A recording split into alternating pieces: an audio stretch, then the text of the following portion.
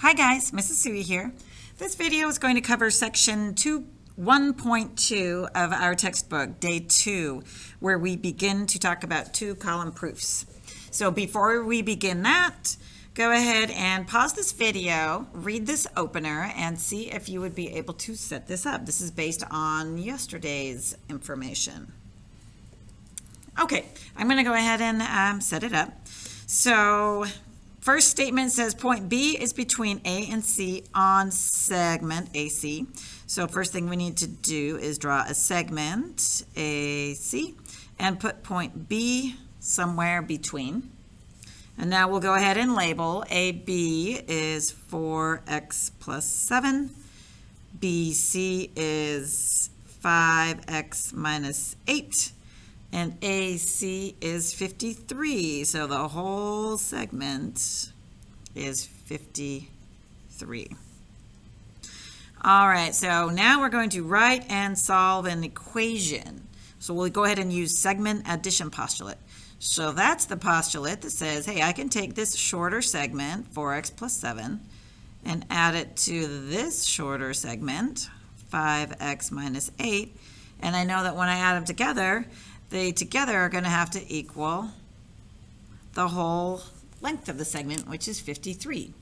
So now we'll go ahead and solve it. I'm going to pause the video and just work it, and you can too, and we'll meet up in a minute to check our answers. But just notice that one thing that has happened is you had to put a bunch of information together, make your own picture, write your own equation. And now we're back to Algebra 1. So we're just applying Algebra 1 to the geometry.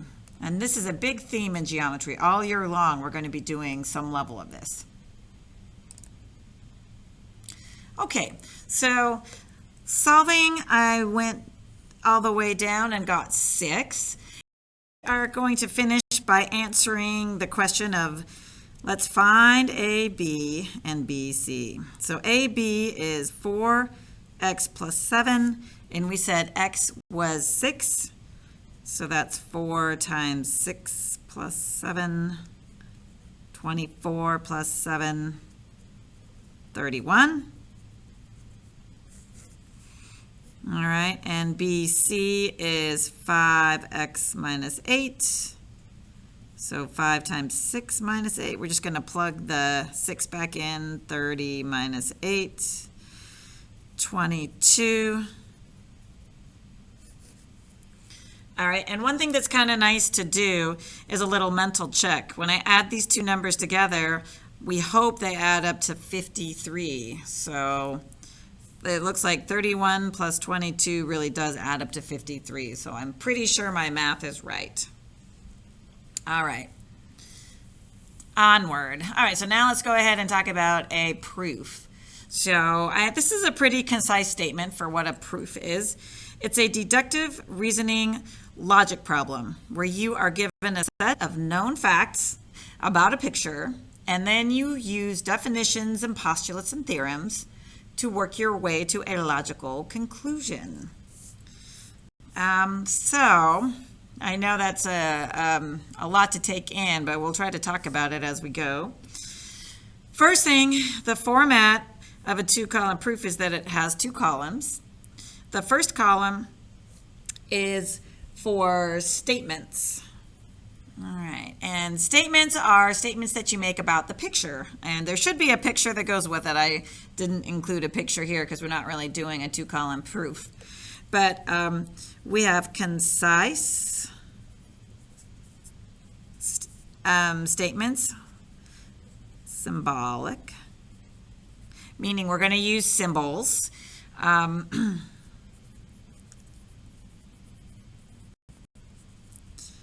Okay, it is very specific to the diagram. All right, and I should have started off with this, but typically you number your statements, 1, 2, 3, etc. And they should match up with reasons on the other side, 1, 2, 3. So every statement you make goes with a reason on the other side. Okay, the reasons are going to be generic, not specific to the diagram, just generic language. And basically, you are limited to writing definitions over here, theorems, and postulates. Okay. And we try to put most things on this side in if, then format. Okay, so there's just a few little pointers about the language. So over here, you don't get to be creative, to be honest with you. Mostly everything that you write over here is going to be very specific language that we talk about and learn in class. Okay, so we'll go ahead and go on down. Yesterday we talked about congruent segments, and I think what we have on our notes is that congruent segments are segments that have the same length or segments that are equal in measure. Two segments that have the same measure are congruent. All right, now we're going to change this into an if-then format. All right, and that's called a conditional statement. So we're going to turn it into if. So I'm going to go ahead and write if two segs have the same measure, then they are congruent. I'll use a little symbol for congruent. All right, so this is basically like our first tool, our first piece of information, and this is language that we would have on the right-hand side of our two-column proof. So this language would fall over on the right-hand side. All right, so notice it's generic language. It's not specific to any diagram or anything.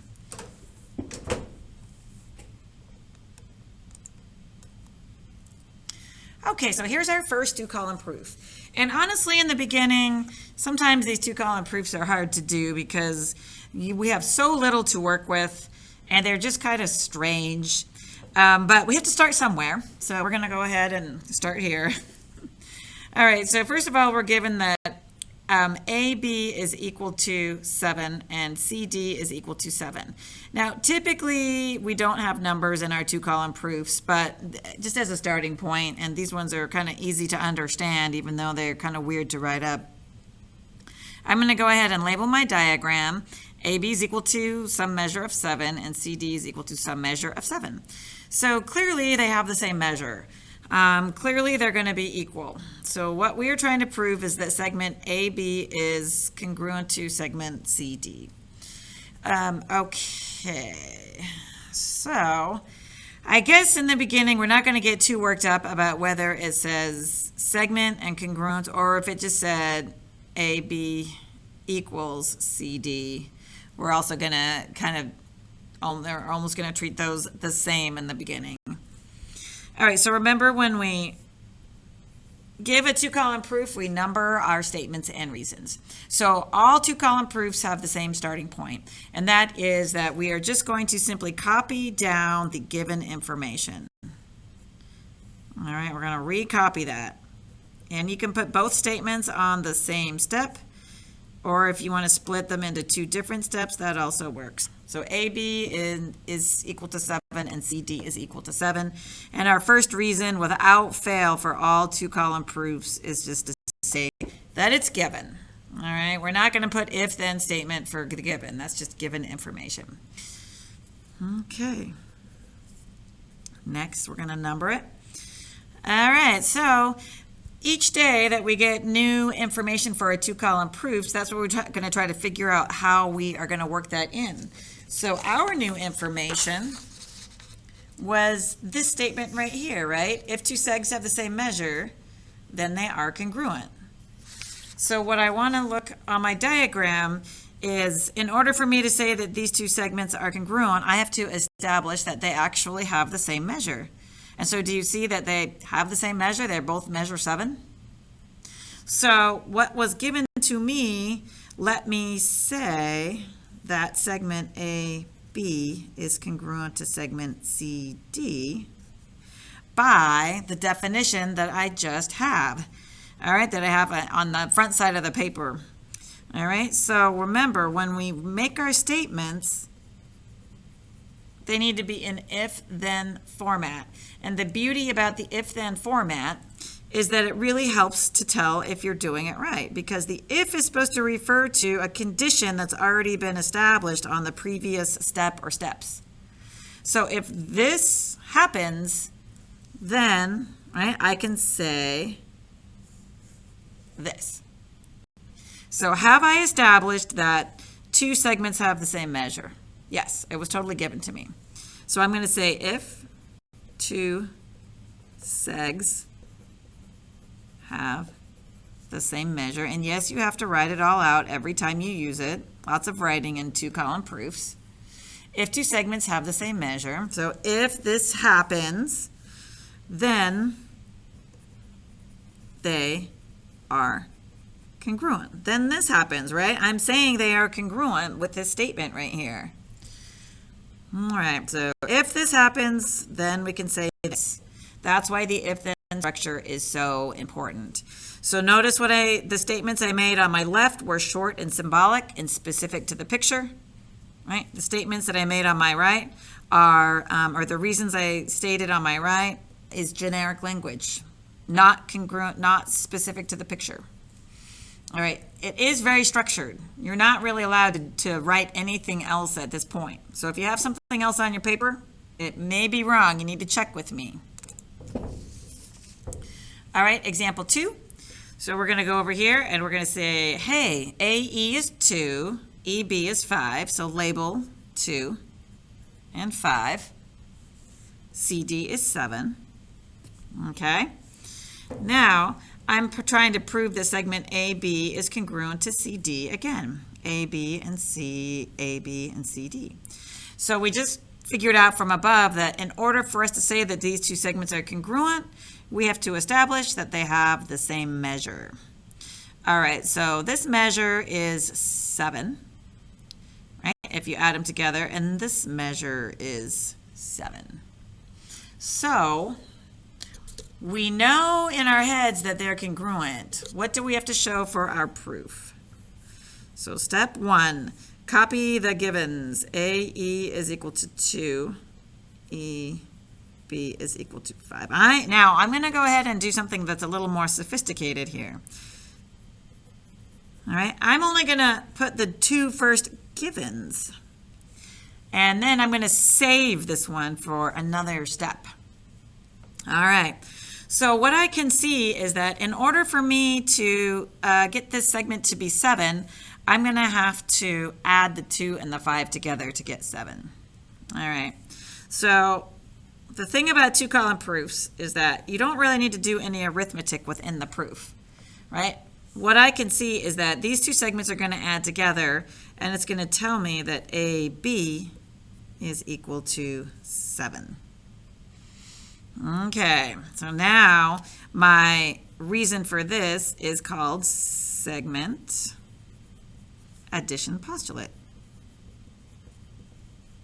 Sometimes when you have postulates, you name them just like this. You don't actually need to write it in if-then form. So the whole if-then thing, we try for it if we can. If it's just a postulate, then we can write it out, write the postulate. So SAP for segment addition postulate, you guys can shortcut that. Okay, so now that we know that AB is 7, we're going to rewrite our next given that says CD is 7. That's given. So see how I split up the givens? You are allowed to do that. And use them as you need them. But in order for me to say that my two segments are congruent, I have to establish that they both have the same measure.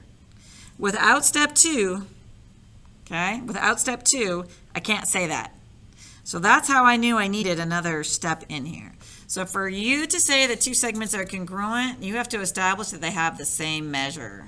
All right, now we can finally say it.